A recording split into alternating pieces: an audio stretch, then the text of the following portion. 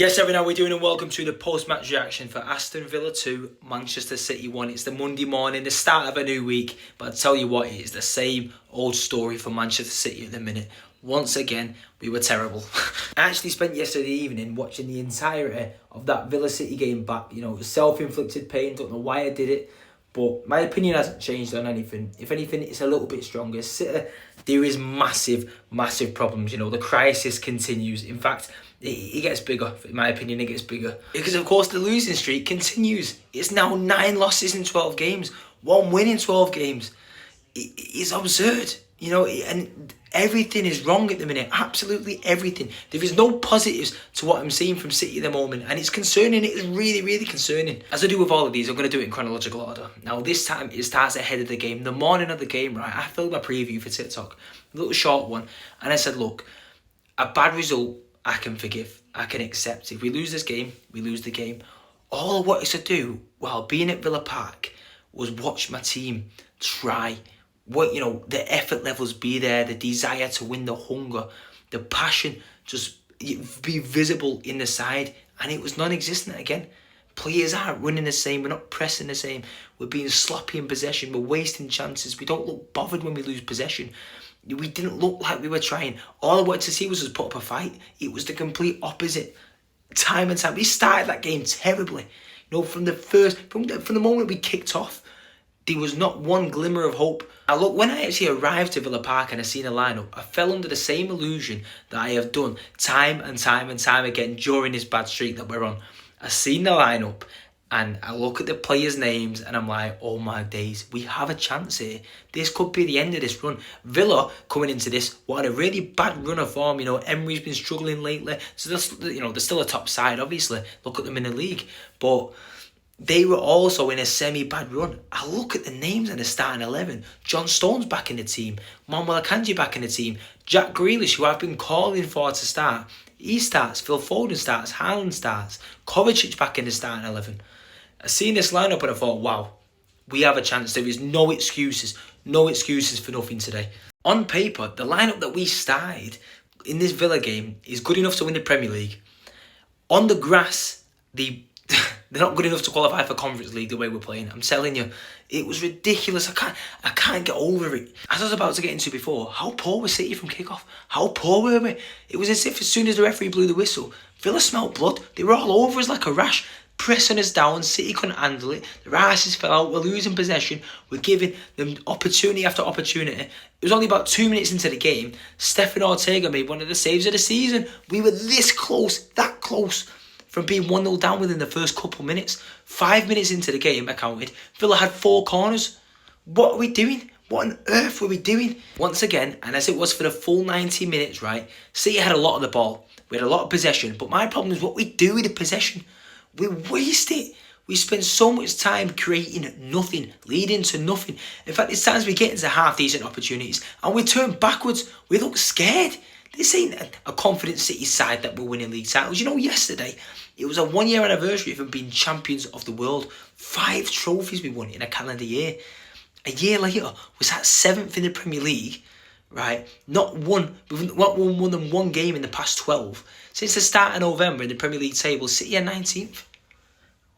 It's mental. As far as the stats look off this game, right, it looks like an even game, but I promise you now, there was nothing even about this. It was total control by Villa, total dominance. I don't care how much ball we had. We did not once look like winning this game. Not from the first time the Villa touched the ball. I'm telling you now, we were force-feeding Jack Grealish on that left-hand side. We were 2 or 3 men in him every single time. And I actually thought Grealish was decent. I thought he worked hard. One of the few players that I can say, look, he actually did work hard. He tried beating his man every time. He tried being the Jack Grealish of old. As much as he was, quite heavy on that left-hand side, and we've been crying out. And in that one game, Pep Guardiola decided to start him in the middle against Forest, and it worked a treat. we gave him too much. We gave him too much of the ball. Bernardo was on that right-hand side, crying out in loads of space. But we forced it every single time. This is just the way I'm seeing it anyway, right? I felt like Grealish, he'd find himself in a lot of space, but instead of playing these fast, zipping balls across the pitch like we used to, or, finding the man early, or, catching teams on the break or catching them by surprise and, putting ourselves into attacking positions that, defenders aren't ready or set up for. Every time we've seen Grealish in space, we're playing a long ball over to him, a nice floating ball that takes about 5, 6, 7 seconds to land at Grealish's feet. But in them 5 or 6, 7 seconds, a Villa player, midfielder, might have won it in the air before Grealish, might already be in position to mark him, or a defender, Matty Cash, who was on his side, might have time to set up and be ready for Grealish to take him on. And Grealish is a fantastic dribbler of the ball, but when you're giving it him 10, 15 times in a half, it becomes quite predictable. It becomes quite easy to figure out what he's trying to do.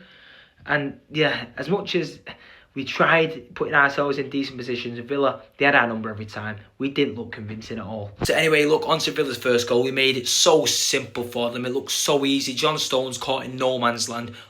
Following his man, John McGinn, he sucks him out, leaves a big gap. McGinn splays through that space into Morgan Rogers. He beats Akanji for pace. He's running at the keeper. He squares it across. John Duran, good finish still. he still had a little bit to do, but puts a ball in the back of the net. And it was exactly what Villa deserved. A 1-0 up. Typical. It was typical City. Far too easy. And to be honest, even at that stage, I thought we were lucky not to already be 1-0 down. Like I said, that fantastic save by Stefan Ortega. Just to get that corner for the save. Gavaggio was sloppy in possession. Duran took his shot a little bit too early, in my opinion. We could have been 2 or 3 down early on. I'll be honest. And to be honest, it was pretty much the same story for the Rodgers goal. It's been the same story for a lot of these goals that we've been conceding. The brains on the players, they're not thinking properly. They're just chasing the man, chasing the ball, not thinking what's best to do. Rodgers was dancing through the midfield, dancing past Kyle Walker. McGinn, again, a little bit of smart play, slows it down, plays it into Rodgers. Rodgers just walks past, eases past Kyle Walker, finds the far corner. But my problem is the build-up to the goal. Both goals were good finishes. They were decent strikes by both Rodgers and Duran. Duran scored a goal as well. On top of that was offside. But my problem is not the finishing. It's not like Stefan Ortega should be saving these. I thought he had a half-decent game, Ortega. He saved what he could. But it's how easy we're making it look for Villa. It's how easy it is for them to just pass through the team and run through. And the desire not to be there with the players, that's the thing that gets me down the most about all of this. I've lost count how many times I've said it. I say it week in, week out. I can accept bad results. I can accept losing games. I can't accept players not working, not giving 100%. I understand that these players are probably knackered the amount of football games. They've played more games than any other players in this league. And when you consider the age of Kyle Walker and the age of Gundogan, you're going to expect them to be outrun. I can get that, but these other players around them that should be helping them out. I'm not just blaming them two. It's the entire squad. I understand they might be tired, but they don't look like they're putting 1,000% in. They lose possession and they just stop and think, oh, what do I do? I'll try and take the man down and just get beaten. Every team we play, it seems like their players are working harder than ours, and that's what really winds me up. And I know we semi-stayed in it till the end. Phil Foden nicked a last-minute goal, but even when you score a goal, we scored a goal in the 93rd minute, there's still a minute to go, and we're playing sideways. Throw everything at it. Ortega, get up for the free kick for all I care, or at least take the free kick. Put every man possibly in the box where we've got that free kick in the last half a minute. The City team of even last season or seasons prior to it, if you got even a little sniff on goal in the last second of a game, you think this is typical City. We're gonna go and win it. We're gonna go in and get a point here, last minute snatch it, but we don't. We're wasting time trying to play sideways or backwards when we're desperate for a goal when we've got even a small opportunity. As I said, it's the decision making, it's the football brains a lot of the time that I just think it's just something missing there at the minute. And I look, following the game, I've seen very, very little noise from the players, in the interviews, social media, everything. I didn't see anything off the back of the derby. Didn't see anything other than Jack Grealish's story. He was the only player to make a comment after the Villa game, and I can be fine with that. As cross social media posts, I don't want to see it. I don't want to say, oh, we'll keep fighting, we'll get there in the end. They tried that after 3 or 4 losses, 5 losses, saying that, look, we're going through a bad spell in a minute, stick with us, we'll get there, we'll stick together, we keep fighting. They tried it. They tried sticking that post, and for the first few, we're thinking, look, this is just a blip. We do this every season, we'll get through it. The quality in these players will be fine. This is past a blip. This is a crisis. And I don't want to be seeing these stupid Instagram posts apologising. So I'm glad they've not done anything. I'd rather them do the talking on the pitch. Boxing Day, 12:30, do your talking. I don't want anyone, any fan, any player, anyone coming into this thinking, this is just Everton. Everton are better than us. As far as form, as far as past 8 or 9 Premier League games, Everton are higher than us than the table. Honest to God, they might be arguably favourites coming to the Etihad, as mental as it sounds. They'll be looking at this, putting their hands together, thinking, look, the way City are playing, we've got to think about relegation this season. This could be a 3 points. This could be a point to get at the Etihad. When would they ever think that? They wouldn't have thought of that last season, the season before.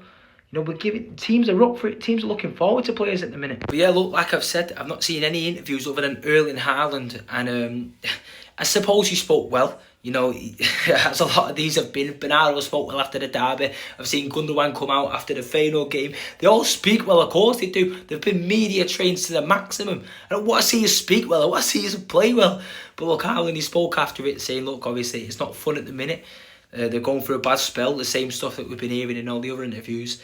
And he's asked the fans to stick by him. And that, look, absolutely, 100 million %. You don't have to worry about that.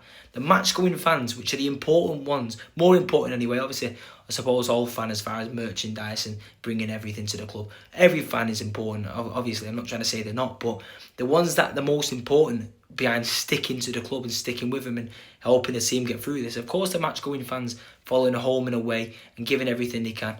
Now, the support away at Villa was fantastic. The players still got clapped off to the pitch. We're still singing songs for them the entire way through, celebrating that Phil Foden 93rd minute, screaming, we scored a goal, taking the mick. The fans will always be there. We'll always, no matter how bad things get, we finish 17th, lose another 5 or 6 games on the trot, we'll be there. You'll always have the fans backing because we know what the players have given us, what this manager's given us. We've experienced things that no other team ever will. You don't have to worry about that. But I just want to see us play well. I just want to see us try. We can keep losing, but work our bollocks off. Make the runs. If you lose the ball, chase them down, press them down. There was a time 3 or 4 years ago when as soon as City lose possession, there'd be 3 or 4 man on them, boxing the players up, putting them in a triangle. They couldn't get out. You'd intercept them straight away. We looked dangerous every time we won possession. Now, if one of the fullbacks win possession, we're hitting the keeper, then he's hitting the centre half, then it's hitting the keeper, then it's going to fullback, and then we lose the ball again. I just want to see our players work. I want to see our players try. Show us we're trying. It'll be all easy, well and good to say, of course we're trying, we're just low on confidence, and I can see that. It's so visible to see. But I just want to see the effort, And you know what it is? It's a shame. It's a shame the time of the year that this is happening, Christmas time. 2 days till Christmas, I'm here complaining about City not working hard enough, not playing like we were. Do you know what I mean? The effort level is everything. Because 2 years ago, I was at the Etihad yesterday. 2 years yesterday, I was at the Etihad, just as City Santa watching us beat Liverpool. Wouldn't happen now. God, no. And I felt like Christmas came early. Was it the start of November when Pep signed an extension? That was my 20th birthday present and Christmas present in one. I was over the moon. And look, never in a million years would I have turned down Pep signing this extension for this run. Honest to God, I'd have took whatever it was to get that man to stay, because not for any second do I question Pep or do I put any blame on this. Little things here and here, do really get on my nerves, in the sense that why are we not seeing the academy players play? McAtee's on the bench, O'Reilly's on the bench. We need to learn our lesson. Look at what Liam Delap's doing in the league. Look at what Palmer's doing. In fact, the Villa game should hit closer to home than ever. Morgan Rogers was man of the match that game. He bossed our entire midfield and defence. He's in a City Academy product. We've got to look at McAtee on the bench here and think, look, it can't get any worse, can it? Whether we lose 2-1 to Villa or 3-1 to Villa because we've decided to take off Grealish for McAtee or take off Kovacic for O'Reilly, I want to see these players. Give them a go. The results aren't going to get worse. If we lose a game, we get the same amount of points. Give them a chance. Give them a shot. I don't want to be making a video in here 1 year, 2 years' time saying, hey, McAtee, look at him. Look what he's doing at West Ham. Look what he's doing at Fulham or wherever he could end up. I don't want to make that video because I like these players. I like these young players that come through. You see him rip it up in the academy team and you think, look, the time's got to come soon. The time's got to come soon. And when you think about the injuries we've had, you'd have expected more minutes from them, especially O'Reilly midfield. Rodri got injured, Kovacic's been injured, Rico's been suspended, Gundogan's legs have well and truly gone. He needs help. O'Reilly's got legs. He's 18, 19 years old. He'll be up for it. Give him a go. Give the man a chance. And the only other little tiny problem I'd say that I'd question with Pep is the substitutions, the timing. You can see City aren't playing well. You can see that something, we need maybe another option. It wasn't quite working. Bernardo on the right-hand side. Grealish was being targeted. Could we put him in midfield and maybe bring Doku on, bring De Bruyne on? He just change something, make a change. Like I said, it can't get any worse, can it? If we lose the game, we lose the game. We get the same amount of points. I want to see earlier substitutions. I want to see you making a tactical substitution at half-time. In the first half, if needs be. We're being dominated by Villa, 2-0 down. And you're waiting until 75 minutes, 80th minute to make the change. You're not giving players long enough to make the change. Now look, like I always do when I say all this, who am I to question Guardiola? He'll know better than anyone, but this is just a fan. And it's not just me, I'm seeing it around me when I'm at the games. People saying, why is there no subs? Why is there no subs? All the fans are thinking the same. Make the change, bring Doku on, bring Savinho. You know what I mean? To tweak something, it might give us a little bit of hope. But look, whether it is, making late subs or not giving academy players a chance, I don't doubt, Guardiola, and I'm glad he's extended. And that is Christmas. Christmas is still on because Guardiola's staying. But yeah, it is a shame because I worry about him, to be honest, because he's never been in this position before. Anytime you see him, he looks worse and worse and more stressed out and more defeated. He's the one I look at the end of every game thinking, Jesus, I hope he's all right. Do you know what I mean? Now, look, the last thing I want to talk about before I end this is our injury crisis. Oh, it extends, it continues. Come on. Just what we love to see, innit? Look, like I said, coming into the game, I was very, very positive, a little bit too optimistic. I seen players back in the team, Kovacic back in the starting 11. The centre-half partnership, Akanji and John Stone both returning from injury. Ake's on the bench. It was positive.